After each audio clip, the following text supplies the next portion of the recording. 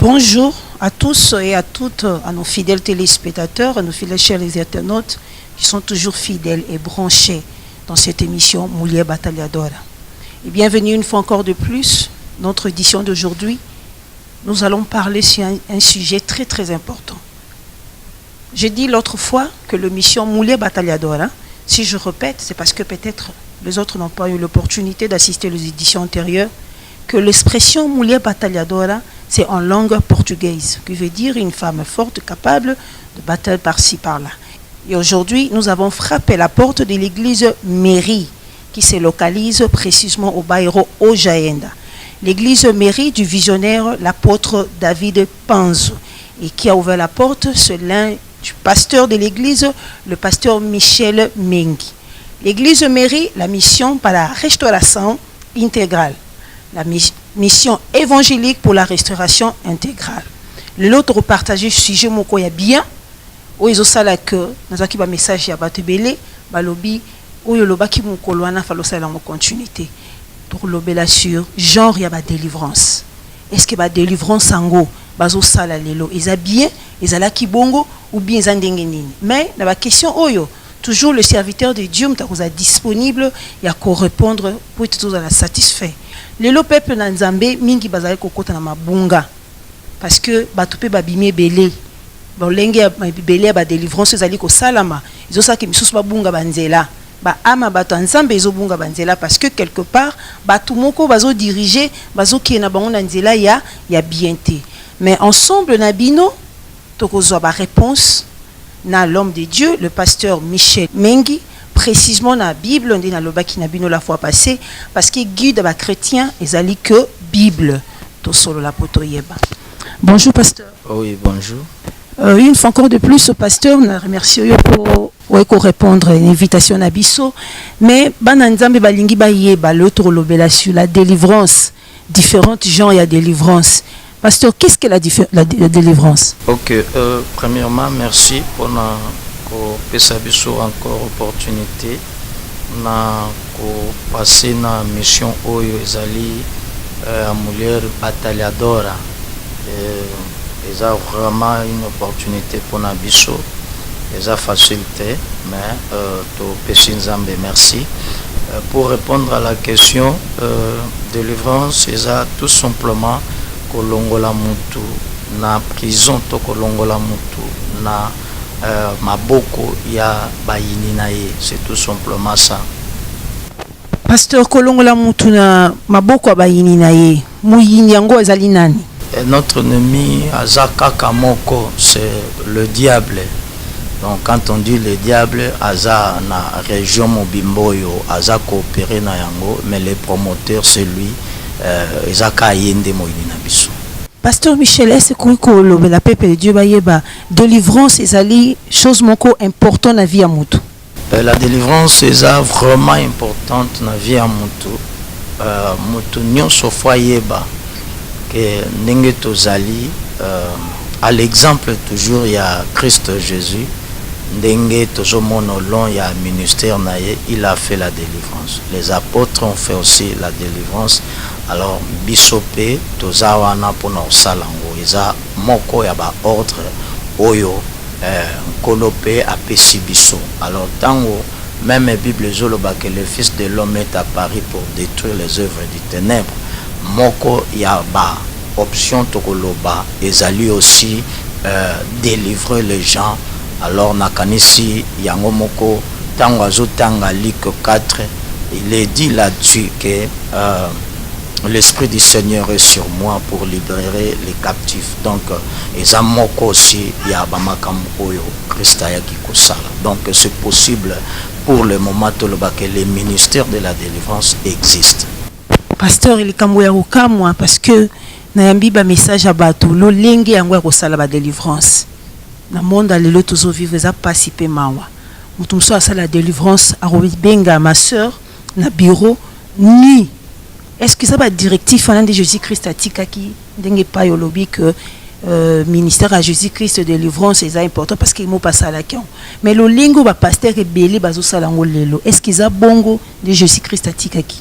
eza makambo oyo eza vrai soki peuple à répondre et toi poser ba question wana ce sont des choses tozomona lelo peut-être na petite exhortation na ngai nde na koloba ngo lisusu nyonso wana tozomona. Il y a un verset dans la Bible oyo dans l'évangile Bible lobi que Christ a choisi ba disciples, il les a appelés premièrement pour les avoir avec lui. Après ndati bango ba chasser ba démons, ba guérir ba malades. Alors lelo oyo il y a des gens oyo bazwina nous tenter ya kovanda premièrement na Christ et après que basa la mission ya Christ. Il y a des gens qui sont pressés ya kosa la mission oyo peut-être ba yebité oyo peut-être bazana ba motivation oyo eza ya mabe yango pezo mema ke to sala makambo eza ya mabe. Mais quand on a des instructions du Christ, je ne pense pas que la personne doit faucher. Ndenge pasteur Olobi, ce que bato misusu bazo sala délivrance et benga meli bango te, mais bazo sala yango. Parce que lelo eza difficile okota na église moko, okuta banda bandaki adoration ou bien prédication ti esili bongo. Et surtout vent o ebimi awa na Angola, ba soi-disant ba prophète. Et comment kaka délivrance acheli mutu liboko mutu akia kuyi kuna abandi ko loba ba demo zolo batata mwasa zolo banoka zolo ba est-ce que ça peut bongo vraiment dingue comme la parole de Dieu nako c'est limité pinza n'est pas beaucoup juger les gens mais on doit répondre pour éclaircir aussi na bayo ba Holanda biso kosa la délivrance le fait que mutu akweya pe ba demo ba loba les choses réelles les okoma pe salamaka mais nous sommes pas là pour kozwa temps ya ko lukaba biloko ane monana oleloyo la vraie délivrance apparaît lokola ke soka mutu de moi lobby nde yango ekomi vraie délivrance. Donc or tokota la Christ il y a des méthodes oyo ba démon va se prononcer, il y a des méthodes où atika qui ata démon lobate. Il n'y avait pas besoin de cela, pe a démon bakimi. Donc Bible zo ko pesabiso limitation moko pour ne pas blasphémer contre le Saint-Esprit. Yango nazawana te pona ko juger penza bato yo bazo sala délivrance ango. Alors on ne sait pas si l'esprit de Dieu n'est moto ça le longo na bango toté mais le cas to ebike na suka na yango mukolo moko bisunyo stoko telema liboso nzambe pe bamsuba olobake na yeba binote pe na yebi binote mais ils diront que nous avons chassé les démons à ton nom. Donc pour le moment nous sommes là le bleu bazali et ba épine pe bazali. Alors, il faut beaucoup de discernement, que le Saint-Esprit nous aide pour déterminer s'il est faux, s'il est vrai. Mais, nyonso, ils ont ensemble. Mukola suka ye mokokola musala, ndiako déterminer ma comme nyonso.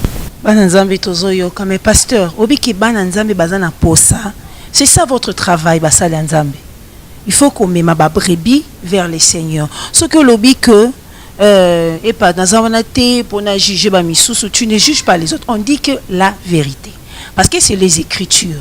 Mon toupé pasteur peut préciser verset moko mutazwango atanga yango ce que la kisi mutunzela te aroye ba pété kezana kati erreur parce que ba âme belé et commis perdu le lot il paraît nazwa ki message à maman moko qui est vrai ba sengiye biloko na nyonso alongoli ba bijou azu biloko nyonso tout o eza moko ba délivrance parce que mbongo na azwa ko na ndenga mabe soki yo mosala nzambo tiki mote bato bakozala barubunga nzela mais en quelque part aussi Christ a retourna yo.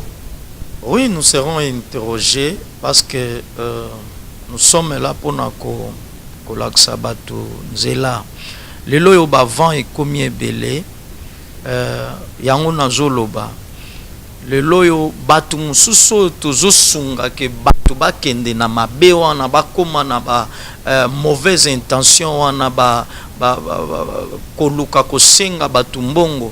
C'est premièrement peuple de Dieu. Bible lobi dans les derniers temps batu barozala na démagaison bayoka makamboyo ezosepelisa bango le loyo mutu akende sika oyo baolobane ke ne faites pas ceci, ne faites pas cela. Pona ye azomona on dirait bazo bebisa vie na ye. Mais nous sommes là pour amener l'église à la perfection. Le lot ko luka o nyos tozo luka, mais but na biso. But il y a 5 ministères, c'est amener l'église à la perfection.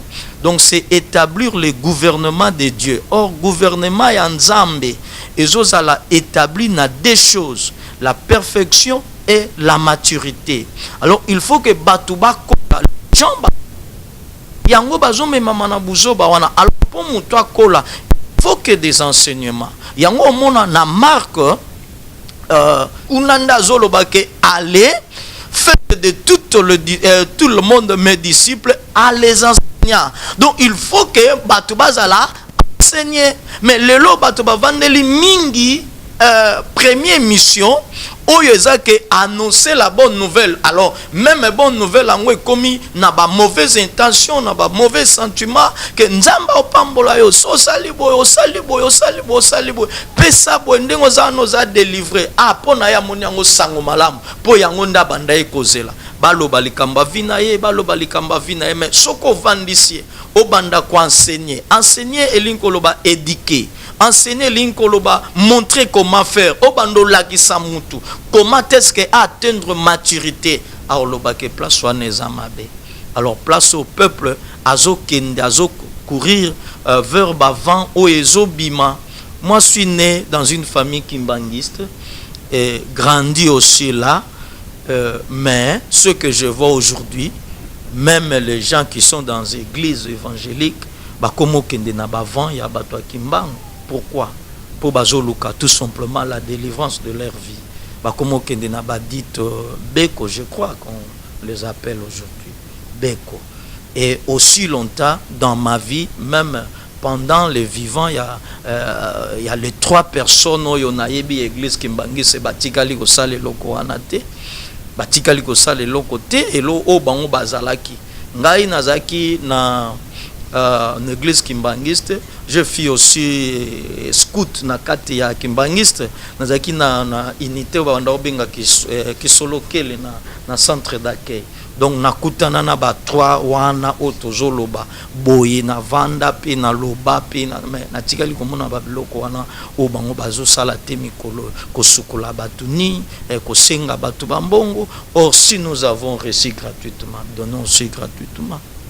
Pasteur Nazui le bamoko lobiona que peuple bango moko nde balingi yango na bazokinde banzela wana que mutu alingi basakolela ye yango na bazokinde banzela wana sikoyo soki mutu akuti babiloko yango ndenge wana que balongola ke bilamba asali nini mais eloko akenela ki azoela ngo siko solution ti après soit disant parce que zolobama trop na minora bato nazongi na église mère o nazongi na église biso basenga na bango mbongo te église biso sto yebi ki nazongi na kuna popa na biso makambo ne ezalaka te ngana kene ko luka prophète moko boye alobi nanga na sokola maya mungwa alobi nanga na sokola maya sucre na somba parfum na sala boye. Est-ce que chemin wana nyonso parce que tozomote ke bazo bunga nzela pezo tinta bato kuma ba incrédule partout au kende to kutana na ba makambo yo tozolobela awa. Je passe au Mutalobi na zongi nanga na maison mère, mais na katia maison mère ango, il y a un vent aussi, il y a la délivrance, ezali. L'église catholique aujourd'hui, ils en a des tendances na kat tozomona.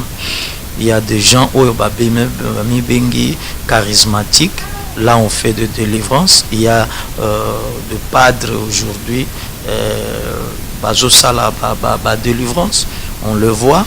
Pourquoi? Déjà de même aussi, tango oyo na lobby awa église kimbangiste à salaki mouvement y a ba soirée dans les temps. Déjà qui si je pense na 87. Pourquoi? Parce que batu mingi ba komaki kokende na ba groupe de prière. Alors yangwana kimbangisme à salaka ba soirée. Na moment na bando bengo ba soirée. Alors beaucoup tani na ba chaque cellule batu ba priaka na batan wana. De même aussi l'église catholique a su que batu ba osala ba délivrance, lui aussi il est en train de là exorcisme et utakun ezakuna tu lelo salamaka. Donc sur le biozongi na église mère, alors je ne sais pas ce que ozaki na église nini na ebité sur landaki Yesu ya ndenge nini. Alors nga na yebi muto ya zui maboko atie na chari akoki kotala sima te, so atali sima n'est pas d'une ya royaume du ciel. Néanmoins, le quoi est comme psychologie à la concurrence, parce que l'église mère yoki qui kuna ba sa ba délivrance, ba on peut baser système. Kimbangiste moni pe kezo kimba bazo zanga ba groupe de prière, ba on peut basali système wana. Donc ba commission quelque part commerce na bango, ce qui ba kimi bango après ba appliquer moi système morobwe. Soit ba kimba on va appliquer moi système morobwe. Ko comme il s'appelle peuple de Dieu comme ba tikota comme ba chose ou quoi. Bon, en vrai dire na ezana makambo susu biso pe même na l'église évangélique la maka bato bazotala pasteur atali asali étude ya église. Alors selon lui a monique vent moko ebimi, il faut bato bazokende lelo oyo donc bakimi presque église pour avant moko boyebimi. Alors sans l'écoute du Saint-Esprit akoki aussi kolobake epa à adopter système netika ko ezaboye. Il y a des gens bon à mon ministère où ils ont fluir beaucoup, ils ont kende makasi. Alors il adopte le même système pour que yépe abatte la moi bateau azana bango.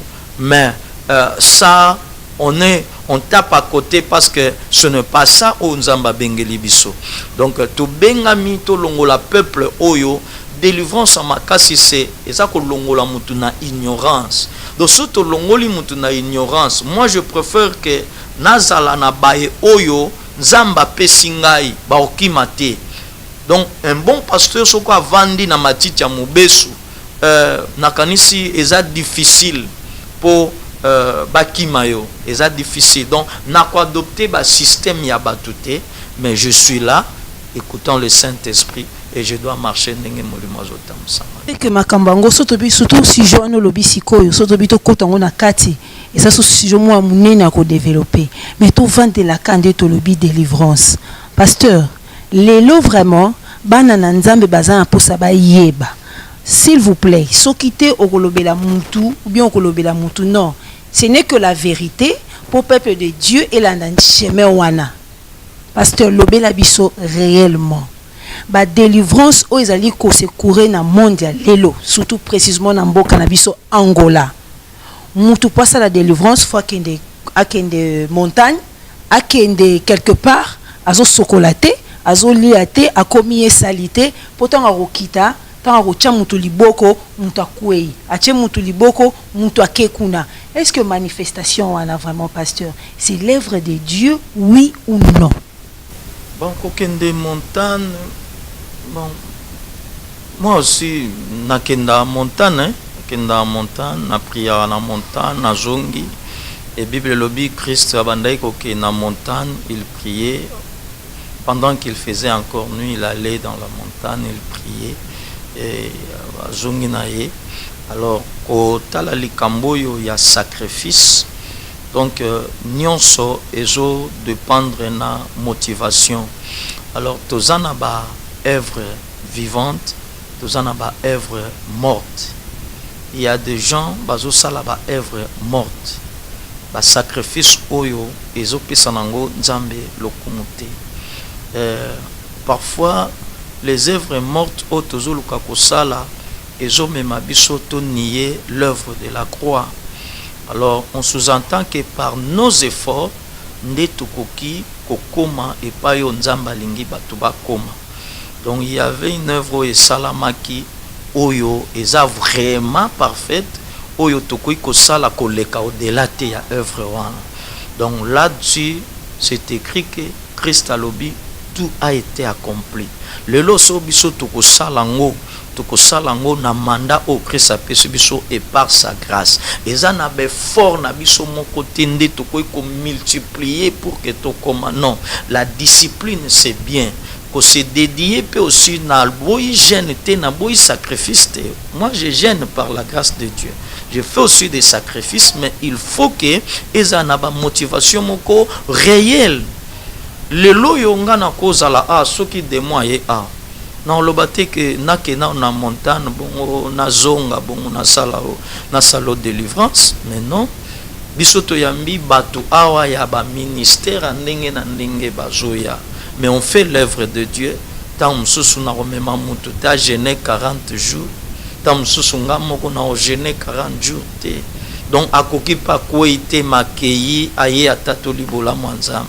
Alors il y a des gens peut-être mususu aye à lobby mende natalié par la parole, car la Bible dit vous connaîtrez la vérité vous affranchira. Tout simplement par la parole, à comment c'est qu'à lobby vraiment naza quitté na problème nanga. Donc c'est un peu ça. Ce n'est pas forcément de prier, de gêner, de se laisser. Donc Esaïe 58 azo le belango bien, abike eza jeune o yazo prendre plaisir. Mais c'est détacher les liens ya moto ba okende po ba boma. Il y a plusieurs gens oyo bazo kende po ba boma bango, mais biso tozo ko fossé bango susu na libulu po tango to comme lokola bato yo bazangi éthique même na musana bango comme étant des docteurs ya mukili avant qu'à traiter mutu na bopito na biso bazo regretter ango que bato bazo kufa parce que bazangi mbongo ndenge mo peut-être ezo comme pas na biso bato bazo ya, mais parce que bazangi mbongo on ne doit pas les toucher. Peu pasteur sikoyo batu basala nini mutu alobi que nga bozo mona nga tini naza natiki suki na nga yo 4 ans 5 ans na sokola raté. Donc puissance eza na babiloko wana libanda ou bien puissance eza na kati ya mutu. OK, merci pour la question. Parir extérieur pour moi n'a rien à voir komitika bon eza bon. Na kati ya Bible ezana ba ve belé possible batu basala ve ya Nazaréa bon ezali kino lelo yo ba mususu balobi bazo sala yango mais sokotali Christ a genaki au début ya ministère na 40 jours 40 nuits, mais soki tolobi que to sala na na monité mutagene 40 jours 40 nuits yango na na moniete. Et l'inkoloba, le disciple a jamais koleka plus que maître nae. Alors moto tozolanda aloba ina biso assurance mokwa na yeba kango na vie na ngai ata na otambola j'ai Christ en moi. Alors aloba ina biso tokende aoza na biso jusqu'à la consommation du temps. Donc Christ akotika biso ata mokete. Ce n'est pas le fort yakomi sala ndenge nini yakokomi sandenge nini. Plusieurs gens basent dessus. Même bisomon basala nzambe et comme la biso pinza au géno, tu crois que par le fort de gêner ndesoko yo lobika aboye. Alors to komo me mama na makamba ko mona. Donc komo luka o mona. Mais notre Dieu a lukrate to mona, luka biso to yoka.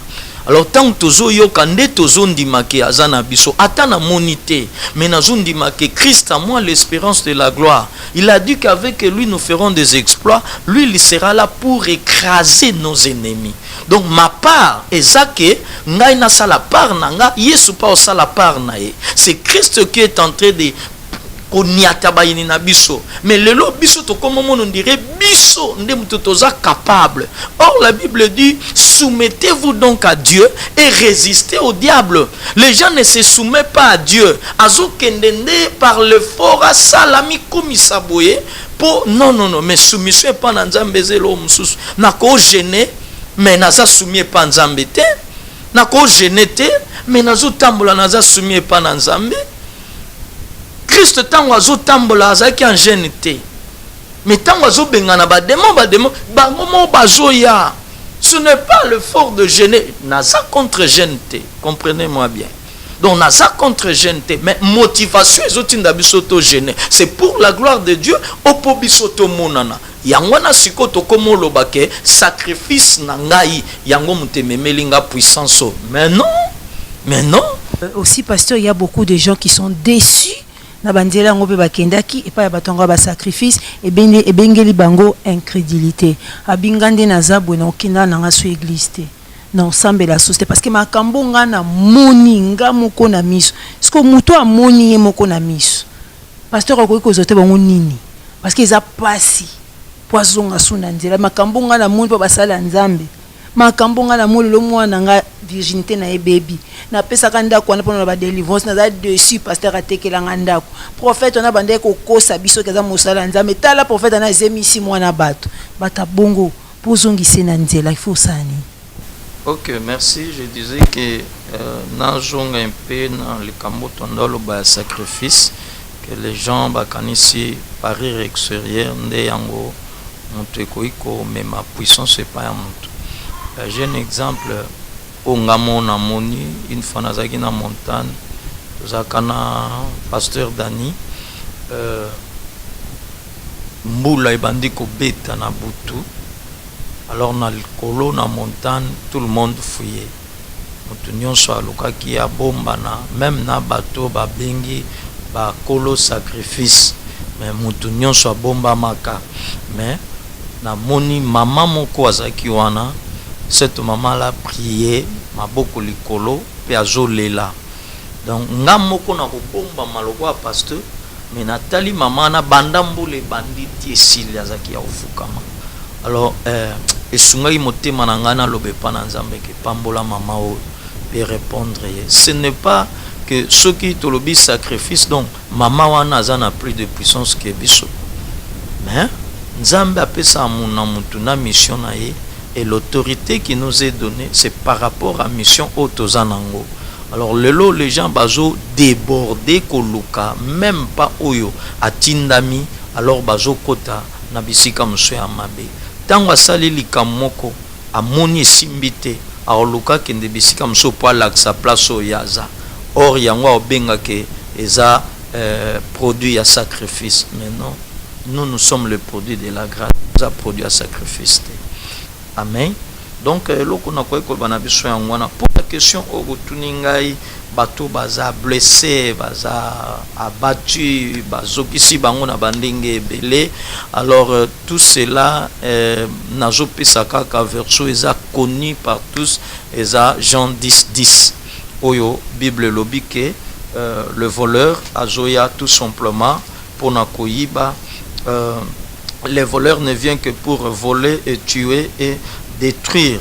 Alors ezana déjà ya bato bazoya na vie na biso ezana des assauts o ezo salama na vie na biso. Alors premier assaut tout simplement c'est l'assaut du diable yende motoye ayibi abebisi comment alukio même oyo pour la zolindi sabande kwa Colossiens que vous prenez garde que personne ne fasse de vous sa proie. Le loyo batu ba komo sala batu ba proie na bango na ba idée ya mabe na ba philosophie alors baza enraciné na ba écriture te donc ba nier même existence ya koloye nazo tanga na Jude 1:4 Bible lobi car il s'est glissé parmi vous certains hommes dont la condamnation est écrit depuis longtemps, des impies qui changent la grâce de notre Dieu en dissolution et qui renie non seulement Maître et Seigneur Jésus Christ, donc qui renie notre seul Maître et Seigneur Jésus Christ. Donc eza batu oyo bakomo sala makambu na ndenge na bango ba s'introduire kati na biso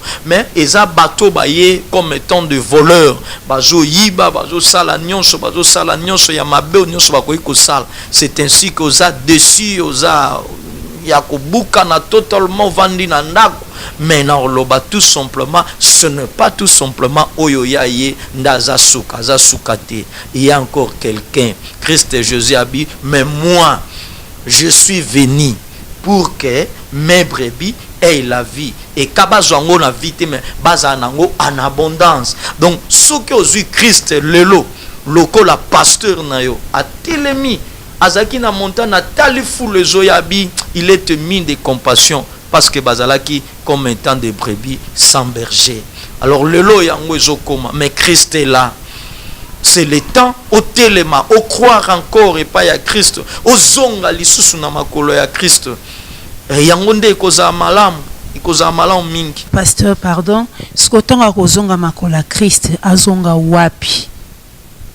S'il vous plaît, pasteur, parce que bana nzambe baza dessus. Tanga kozonga sikona makolo ya Christ, azonga sika uta liboso ou bien chemin nini au pasteur ko pesa bango selon les Écritures. La Bible dit que na kati ya église Nzambe azalai ko baksa na église ceux qui étaient sauvés. Alors tant que tozovanda totala esika nini oyo nkolo azotinda biso tokende. Ce qui déjà si oyebi Yesu partout peut-être au côté des problèmes, mais il faut discerner et loko kaka ezo bungisa kondima na yo te. Ce que za ne loko moko ezo longolo na foi ou ezo détruire foi na yo en Christ yango na ndeza mabe. Mais loin de cela, là où on presse Christ lokola Seigneur et Sauveur pe bazo banga nzambe, alors esika ngo yango na nde singeli to vanda. Et si quand là où le Christ Jésus est Seigneur et Sauveur, il y a un abisike sengel tovanda. Donc le lot oyo mabeke to comme Hollanda, to comme influencé pour nakotala pasteur oyo église oyo eza bien embelli, eza boye, pasteur azana mbongo, pasteur azana bo, pasteur azana bo, mais ce n'est pas le pasteur ndemta rosa la motivation na biso, mais c'est Christ. Christ Sokazawana a établi le coup la roi, le coup la Seigneur et Sauveur. C'est là où nous devons demeurer. Bref, tout le bac, genre de délivrance, ce sont le faux. Parce que le Christ a dit que dans le dernier temps, faux prophète, bakuya et belé. En moins, souka pasteur, c'est que bateau basaka genre il y a délivrance, ce sont le faux. Genre il y a délivrance, oyo. Peut-être tokoi koloba eza fora ya makomi, fora eza en dehors ya makomi. Donc nyonso na Bible lobi le juste aza juge ne l'autre, mais au contraire il juge de tout. Donc bisonde mtu toyeba place na okende une fois na moni mutu azoloba nanga makambo eza en dehors ya l'écriture. Donc je ne peux pas admettre cela. Yango nazo ko appeler kana bana nzambe ke to vanda nde na makomi, tozala enraciné na makomi, tozala ferme na foi et tokoyeba par rapport ya ba makambo tozokutana nango, tozala penza bato bavandi na makomi nde tokoyeba mutoyo azana kati ya l'écriture, tozana azana kati ya l'écriture. Merci beaucoup pasteur. Merci vraiment ya ko yamba biso l'église de Nalobaki. Tobetaki ba porte église mairie, ce qui veut dire mission évangélique par la restauration intégrale. C'est une grande mission de l'évangile pour restaurer les âmes, très important. De l'apôtre, le visionnaire sur l'apôtre David Panzou. Et aussi ici Kosolana, pasteur Michel Mengi. Balandi, Bananzambe. Pasteur a expliqué bien. Tolandi biso mona matoi na biso bien. Ba genre ba délivrance wana et ça faux. Jésus-Christ a ça qui délivrance, pasteur à lobby, mais oh ils ont salama lelo na monde à lelo, ils ont vraiment les faux. Mutazolo ba minoko, tata moi si fulano, noko fulano. Et puis pasteur a précisé bien, puissance, ils ont ndenga libandate. Boyo kibino moko exemple apé ça qui a maman moko boy. Donc ce que veut dire maman na puissance koleka non, puissance ezali na kati ya mutu. Ce n'est pas parce que sous Kézaya Kobeba, ce n'est pas parce que Ali Akate, Allah Takate, mon côté, à sali œuvre le quoi Jésus-Christ, qu'on vend à 40 jours, il y a Nzala, il y a Nico Mela, Nicolia. Basala, bango, ba jeune. Mais, n'a pourquoi? Bazaka un peu de liquide, peut-être à une moitié, peut-être à une moitié soum. Donc, puissance, c'est un libandate, puissance, c'est Zakati. Yupi Moutova Nanda, ko pasteur à lobby, ce n'est pas ça. S'il y a le faux, parce qu'il existe aussi un vrai. Ba vrai pe bazali luka vrai parce que rovana ndako pourquoi ce que va ndako za solution ya nini oko pure tout problème na yo beta porte ya touro ya vrai pose la solution ya ba problème na yo problème na biso solution za kana Christ ezana ndako te soko kenaki première fois na faux kinde siko luka nzela ya vrai tama bolongo na se tuna nzambe na yo na kinde siko nzela nini quelque part pe biso moko bana nzambe nde tolingi makambo wana parce que tolingi muta sakolela biso tolingi muta simba expliquer biso kinzela no uta ki mabe qui pardonne. C'est Jésus-Christ. Ce n'est pas la personne on aime ta kolobana yo que boaka o yo zala ki nango parce que zo pardon ou zo délivrance, non. Et puis le pasteur a dit que meilleure délivrance c'est la parole. Ce qui bana nzambe bozo temps ya ko tanga Bible, c'est mieux. C'est plus mieux que tanga Bible que tu n'es comme na Josué. Merci beaucoup pasteur Michel Mengi. Nzambe apambola yo. Aux 8 ans na yo ya ko répondre au peuple de Dieu, participation na yo ezali lipamboli makasi soki mwana moko nzambe na milito ayoki que arovanda sunanda kote aluka l'œuvre bénédiction na quelque part raisonné pa na yo pasteur moi il ba suka koloba. OK, je tiens encore à remercier Maza pasteur awa makati ya sede na biso ya mairie Maza vraiment fils ya apôtre David Panzo Sunda et nde toza awa lokola pasteur responsable na sede na biso ya mairie. Alors ceux qui tokoki ko zala lisungi pona bino, alors on est là vraiment, la porte est grandement ouverte. Tozalaka na réception pastorale à partir ya mardi na vendredi na 9h tu 16h. Donc vendredi ça gratuit 15h parce que tout ça na culte d'enseignement. J'aime beaucoup enseigner pendant la semaine. S'occuper boye kota la biso na vendredi et kozala penza malamik. Nous sommes dans la mission de la restauration comme boyoki église na biso ezali mairie, c'est la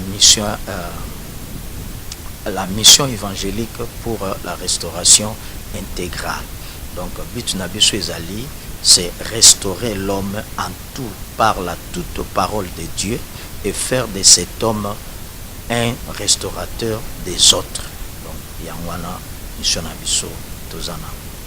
Ok, numéro nabiso ya contact parfois bomo nango na rodapé ezali 923 83 05 07 et 916 60 60 72. Bon, na Facebook toza na kombo ya Miguel Mengi, na email na lobby eza meridera